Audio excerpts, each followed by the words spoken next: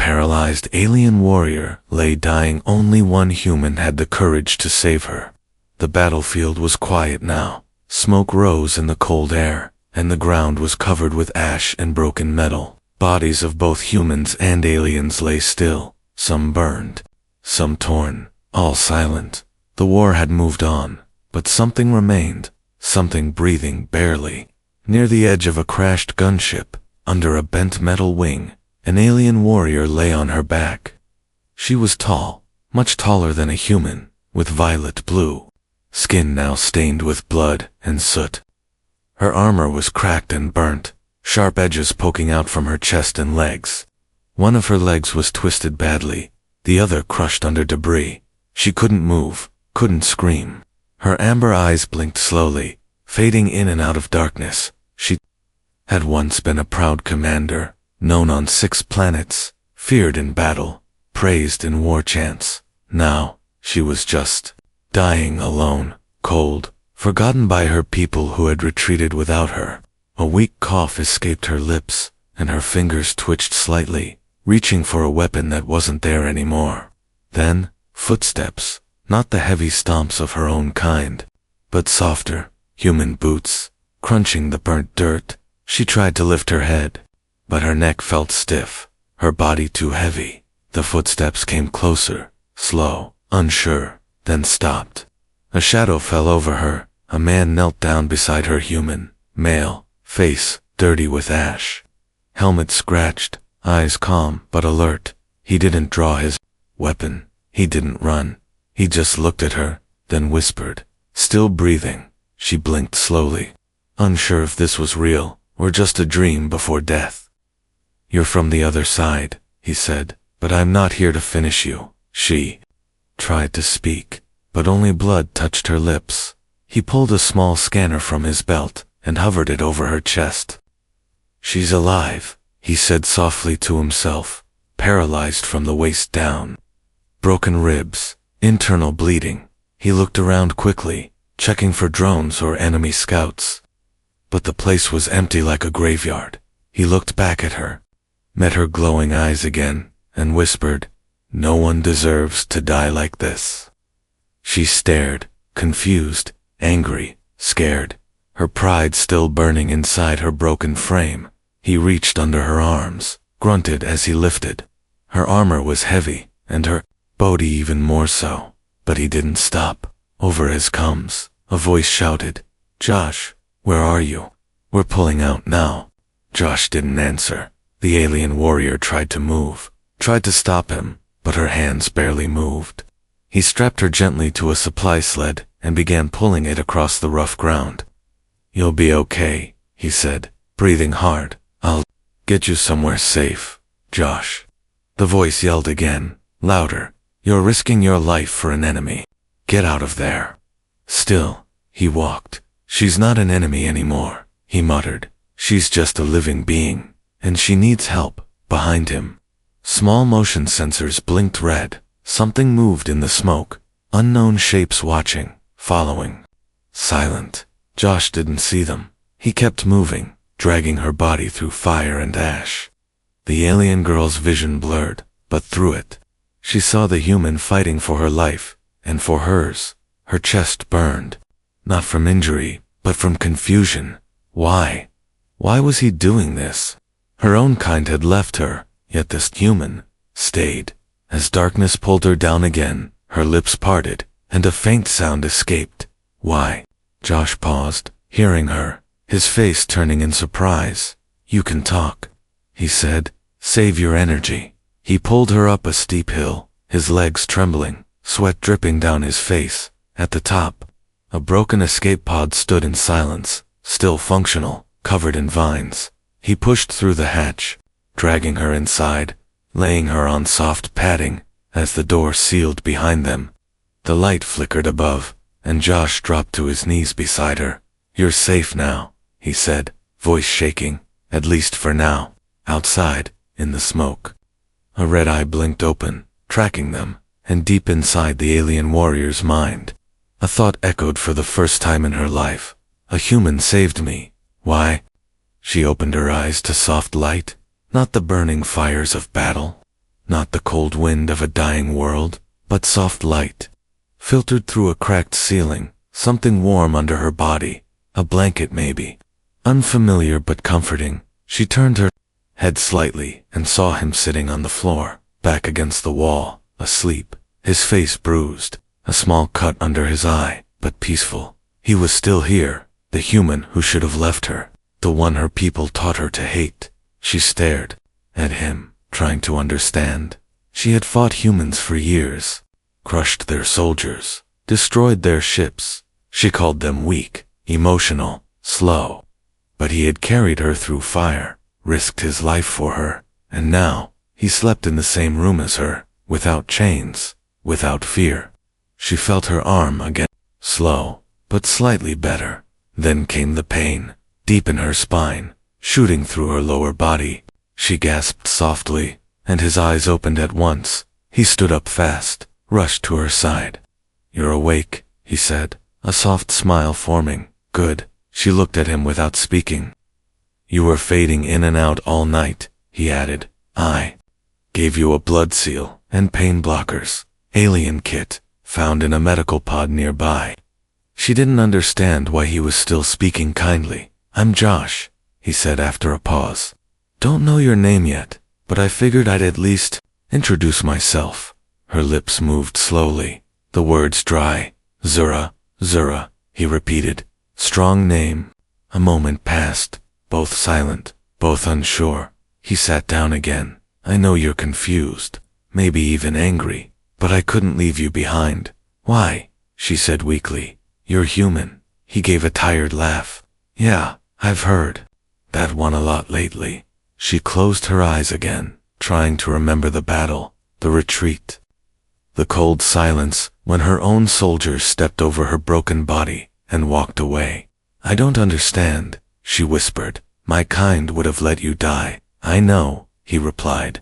"Some of mine would have done the same to you." Outside the small structure, wind howled, carrying the ash of dead cities. Inside, two former enemies breathed the same air. Far above them, a silent signal blinked from a satellite. Someone had seen them, tracked them, and now news traveled across star systems. Inside the throne chamber of the Zinther Empire, the queen watched the footage, her golden eyes narrowing. The great Zura, her strongest warrior, now in the arms of a human, alive, being helped. "Shame," she whispered. "The traitor's death is too soft." She slammed her fist on the command pillar and gave the order. "Find her," the queen said coldly. "Bring me the human's head, back on the planet." Josh helped Zura drink from a small metal cup. Slow, careful. "You need strength," he said. "Once you're healed enough, I'll try to move you somewhere safer." "I am useless now," she said, voice heavy with shame. "I can't walk. I can't fight. I am no warrior." "You're alive," he said firmly, "and that's enough. For now." The wind outside changed suddenly. A faint, high-pitched whine in the distance. Josh's eyes narrowed. He stood, checked the screen on the wall. Motion detected. 3 life forms approaching. Fast. He didn't panic, but moved quickly, setting up the small blaster turret near the door, checking power cells. He looked back at Zura, who was trying to sit up, teeth clenched in pain. "You stay down," he said, loading his rifle. "I've got this." She watched him, watched his movements, steady, sharp, not like a weak civilian. He wasn't a hero, not in medals or rank, but something in his eyes told her he had already survived things worse than death. He stepped outside the pod, rifle ready, while she listened to his voice through the comms, calm, focused, brave, and for the first time in her life, Zura felt fear not for herself, but for the human outside, the one who didn't leave her to die, the one now standing alone, against whatever was coming, because of her, and she couldn't help him, not yet. She closed her eyes, her fingers twitching slightly, and whispered one word into the dark air: "Live." Rain tapped gently on the old roof of the broken shelter, soft and steady like a heartbeat. Zura lay awake, eyes open, staring at the metal ceiling above. Her legs still didn't move. Her back ached constantly, but the pain had become familiar, like a shadow that followed her silently. She had always been strong, fearless, a warrior with a name carved into banners and war songs. Now, she had to wait for a human to help her sit, to lift a cup to her lips, to change the bloodied wraps on her side. The thought alone used to make her burn with anger. Now, it just made her quiet. Josh didn't say much that morning. He had been out early, checking nearby caves and gathering water filters from wrecked supply pods. When he came back, soaked and tired, she watched him silently. He smiled like always, not with pride, not with flirtation, just kindness. That smile confused her more than any weapon ever had.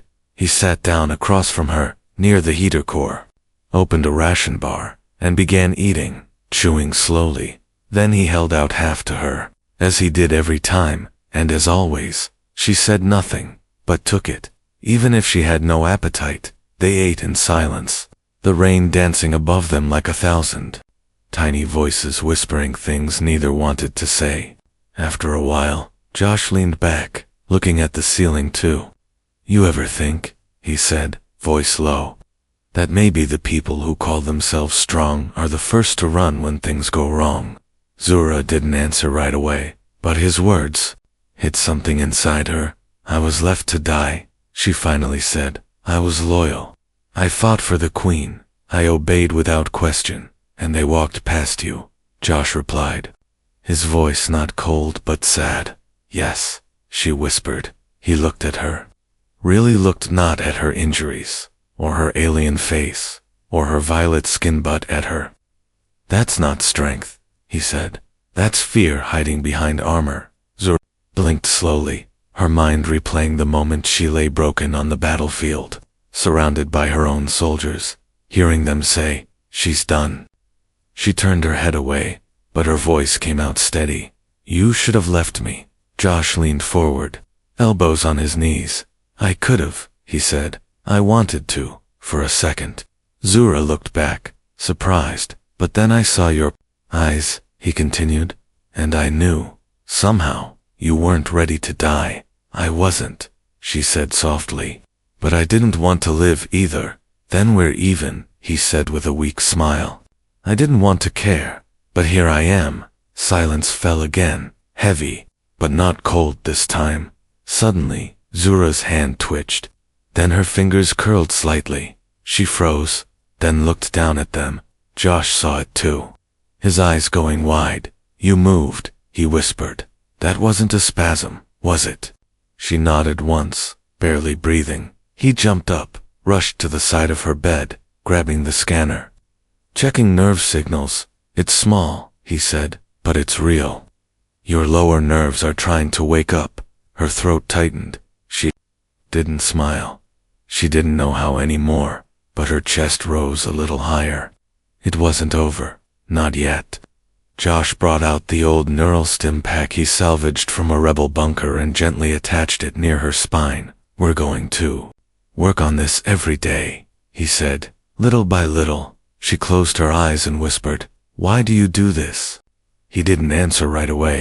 Then, with a strange laugh, he said, "Maybe because someone once saved me when I didn't deserve it either." Zura looked at him, her voice quiet but sharp. "You think I don't deserve it?"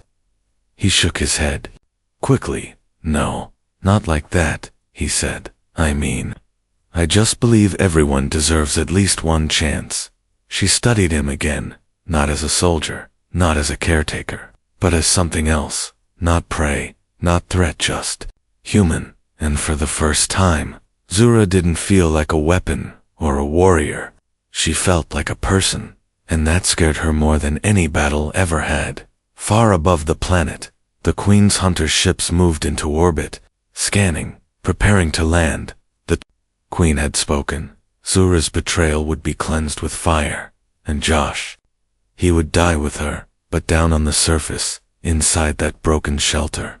The warrior and the human didn't know they had been marked yet. They only knew that something inside both of them had shifted. Not weakness, not pity, something much more dangerous. Hope. The wind was wrong. Josh felt it first, not with his ears, but with instinct, a soldier's gut that had kept him alive too many times to ignore. He stood outside the shelter, 1 foot on a rocky ledge, scanning the empty horizon. But it was too quiet. Birds hadn't sung in hours. The breeze had stilled. Even the distant thunder had gone silent. Inside, Zura lay on her side, focusing on small leg movements, tiny twitches that no one else would notice. But to her, they were earthquakes. Her skin glowed faintly under the pale light, sweat clinging to her forehead as she trained her mind to connect again with her broken body. Then she heard Josh's voice in a sharp whisper over the internal. "Come, Zura, someone's here." She froze, heart thumping. Josh crept back inside, eyes focused, blaster in hand, breathing slow and steady. "I counted 3 shadows, moving between the rocks," he said, loading a fresh cell into his weapon. "Not animals. They moved with purpose." Zura reached for her blade. It wasn't there. She gritted her teeth, furious at her own weakness. Josh knelt beside her and placed a small holdout pistol in her hand. "It's not much, but if they get past me, use it," he said, his voice low, calm, and deadly serious. She stared at him, shocked. "You trust me with a weapon?" He gave a small grin. "You could have killed me 100 times by now. If you wanted." Then he was gone, moving out the side exit, disappearing into the rocks. Zura waited, holding the weapon tight, her jaw clenched. Minutes passed, slow and thick. Then it began. A blast echoed from the cliffside, followed by short bursts of gunfire. She heard yelling in a language she didn't recognize. Alien voices, shouting commands, the sound of bodies crashing into stone. And above it, all Josh's voice, grunting, growling, fighting. Zura's hands shook. Not from fear, but from helplessness. She was a warrior, trained since childhood. She had brought down titans, ended revolts, broken necks with her bare hands. Now, she couldn't even crawl. Another blast shook the ground, dust falling from the ceiling, and then silence again. She held her breath, waiting, praying.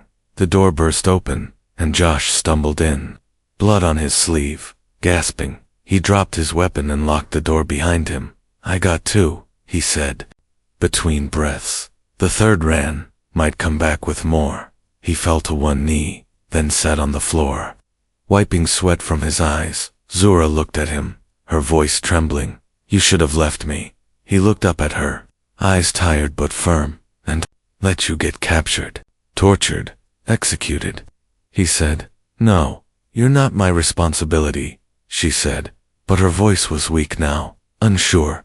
"Maybe not," Josh said, standing slowly, "but I made you mine the moment I pulled you from that crater." Zura blinked, stunned by his words. She had always followed orders, always belonged to the Queen, to the Empire, to the war. Now, someone claimed her not as property, not as a weapon, but as someone worth protecting, even when it made no sense. Even when it meant bleeding for her. She looked at the pistol still in her hand, then back at him. "I don't understand you," she said. "You don't have to," he replied. "Just heal. Fight later, outside, in the black sky above." A hunter beacon blinked red. The escape pod's location had been marked. A full strike team was now en route, and this time, they would not be afraid to kill their fallen hero, or the human who dared to save her. Inside the pod, Zura finally found the strength to move one leg, just an inch, but that inch lit a fire in her chest. The war wasn't over, not yet, and she wouldn't let him fight alone next time, not again. The power cell was dying again. Josh smacked the side of the generator for the 3rd time, and the lights inside the shelter flickered weakly before returning to their dull yellow glow. He sighed, wiping his dirty hands on his pants, his arms scratched and bruised from 2 straight days of scavenging wrecks. They were running out of time, of parts, of silence, and she was changing, not just healing but changing.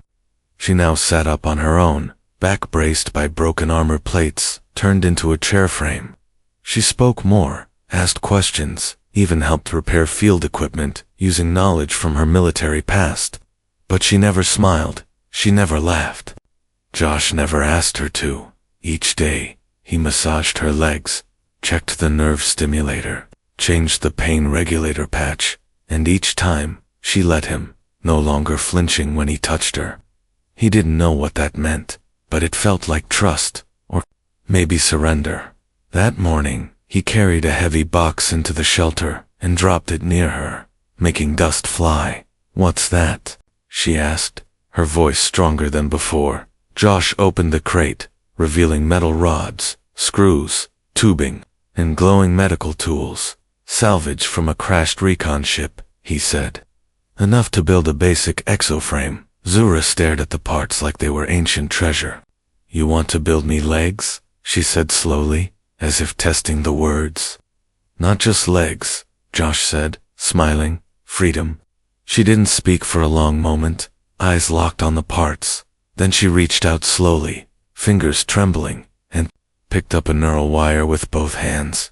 Josh sat down beside her and began to sketch a rough model on the dusty floor. "Power pack goes here," he said, "straps around your hips. Joints controlled through your remaining spinal signals. Feedback. Sensors." She asked. "I'll try to include them." He nodded. "But you'll have to train like hell." "I was born in pain," she said quietly. "Training is my language." Josh smiled again, and this time, she didn't look away from it. They worked late into the night, fitting wires, shaping frames, adapting connectors across alien and human tech. Sometimes their hands touched. Briefly, but neither said a word. It wasn't softness. It was focused, two minds building something out of nothing, and beneath it all, a slow heat was rising.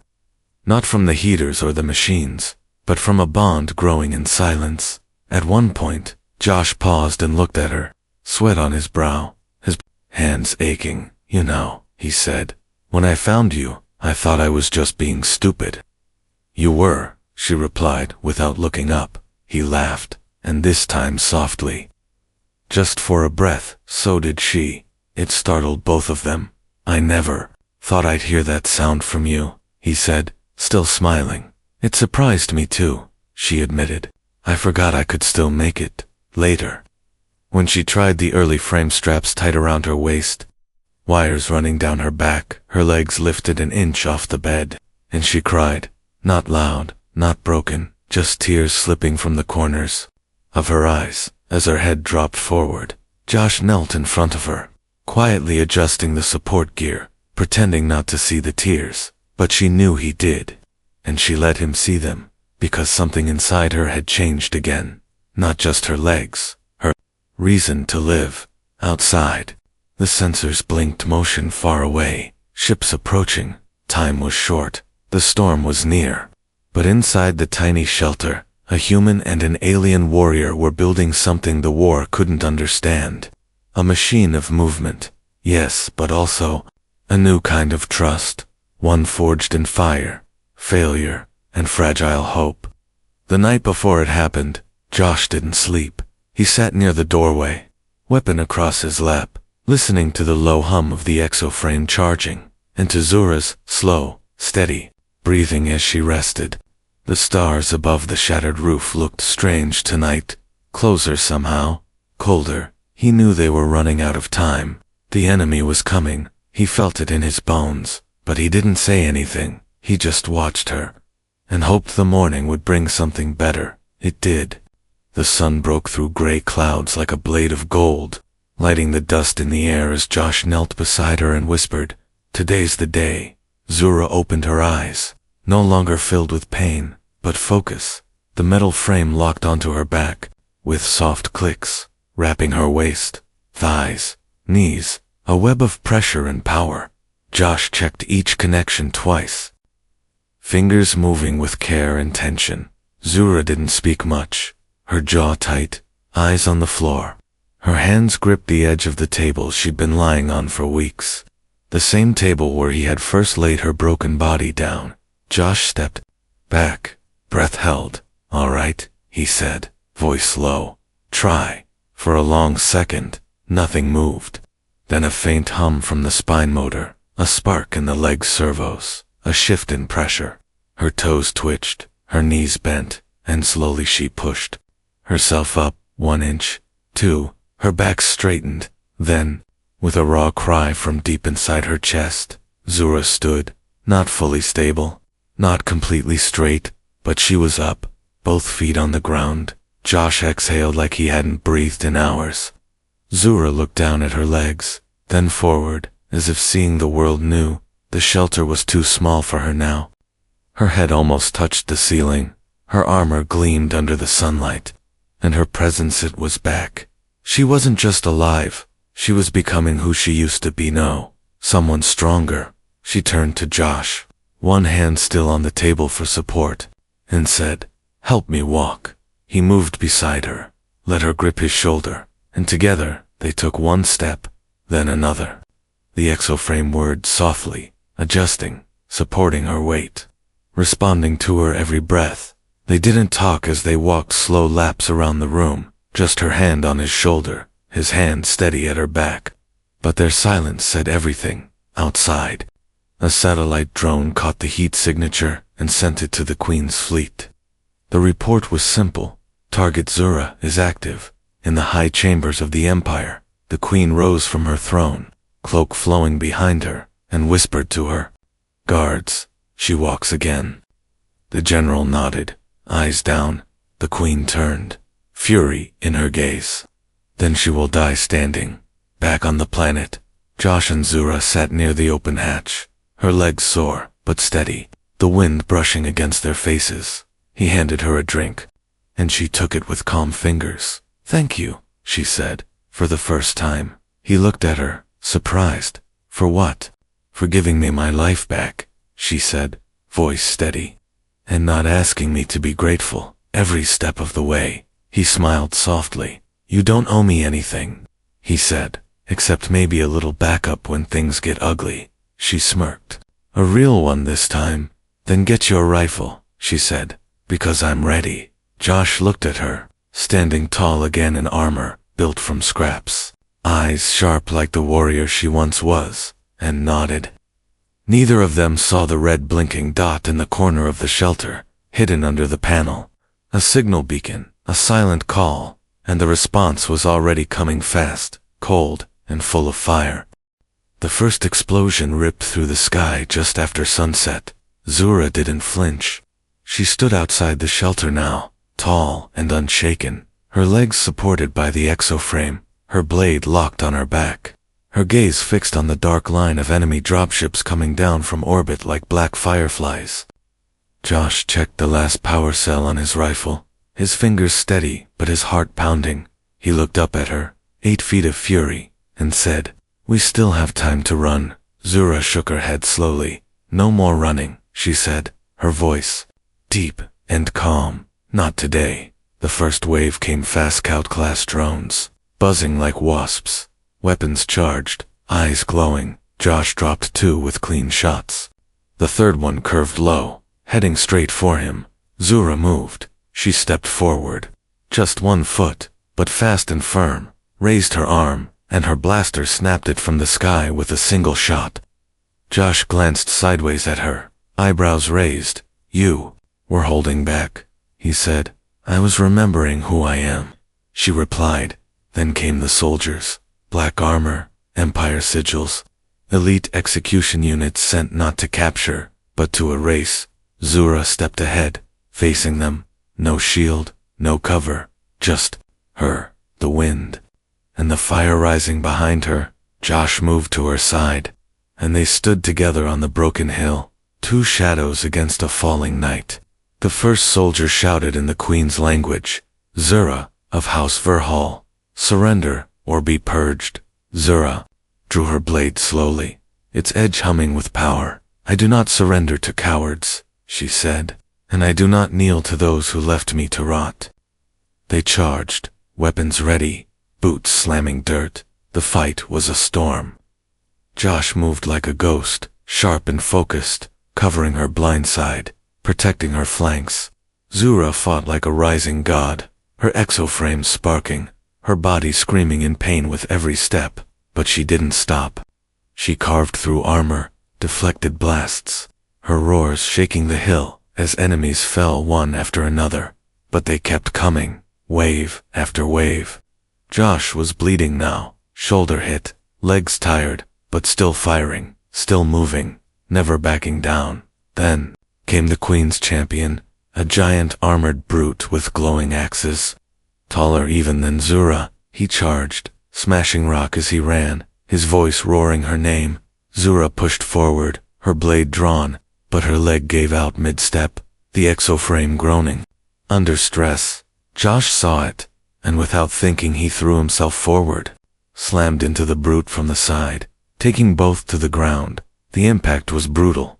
Josh rolled hard and didn't get up right away. Zura screamed not in pain, but rage, and ran. Yes, ran. Her legs obeyed, just long enough. She leaped and drove, her blade into the brute's chest, screaming as power surged through her. Silence followed. The last soldier fell, the field finally quiet again.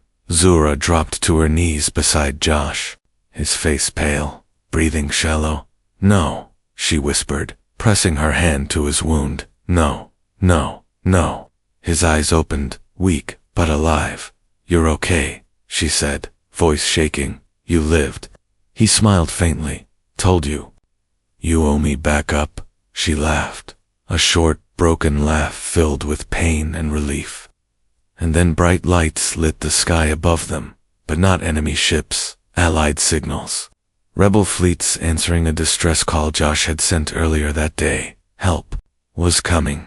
Medical teams rushed in, and for the first time, Zura let others touch her, lift her, treat her, but she never let go of Josh's hand, not once. Days later, in a recovery chamber, high above the planet, the medics whispered about the warrior who once swore she would never bow to humans.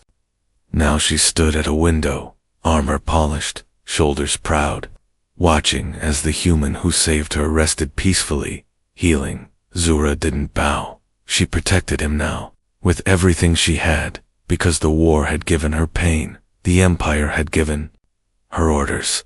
But one human gave her something no one else ever had. A reason to fight for more than victory. He gave her a future, and she would guard it with her life.